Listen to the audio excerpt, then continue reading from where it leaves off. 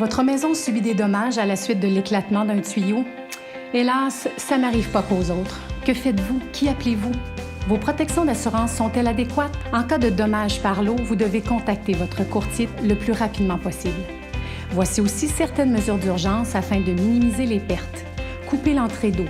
Coupez l'électricité dans toutes les pièces touchées par les dégâts. Déplacez les meubles dans un endroit sec et épongez-les.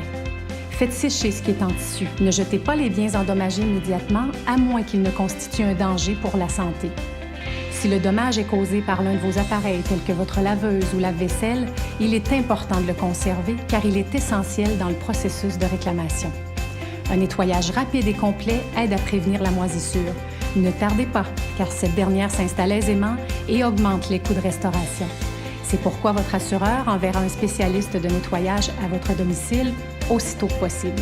Les assureurs regroupent les dommages par l'eau dans diverses catégories.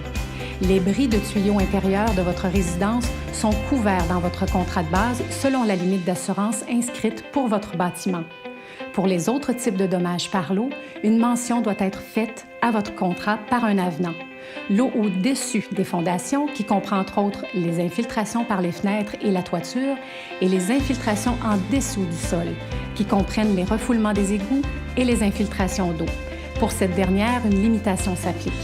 Vous devez vous référer à votre contrat et demandez-vous si le montant inscrit serait suffisant pour remettre votre sous-sol dans l'état avant le sinistre. De simples actions aident à prévenir les dommages causés par l'eau. Avant l'hiver, coupez l'eau des robinets extérieurs et vérifiez les gouttières et les descentes pluviales pour vous assurer qu'elles ne soient pas obstruées. Lorsque vous quittez la résidence pour quelques jours, coupez l'entrée d'eau et assurez-vous que les membres de votre famille connaissent où se situe la valve. En présence d'ocre ferreux, faites inspecter vos drains selon la fréquence recommandée par votre spécialiste. Faites déneiger votre toit après de fortes accumulations. Vérifiez que les joints de silicone autour de la baignoire et de la douche soient bien étanches. Restez dans la salle de bain lorsque la baignoire se remplit. Changez votre chauffe-eau s'il a plus de 10 ans. Plus il avance en âge, plus les parois sont endommagées par la corrosion. Prenez le temps d'examiner annuellement vos portes et fenêtres afin de repérer les fissures et les infiltrations. Examinez régulièrement les tuyaux de la laveuse afin de prévenir la formation de fissures.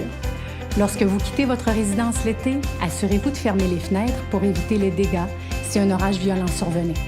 Si malgré tous ces conseils, vous subissez un dommage par l'eau, communiquez avec votre courtier généraliste le plus rapidement possible.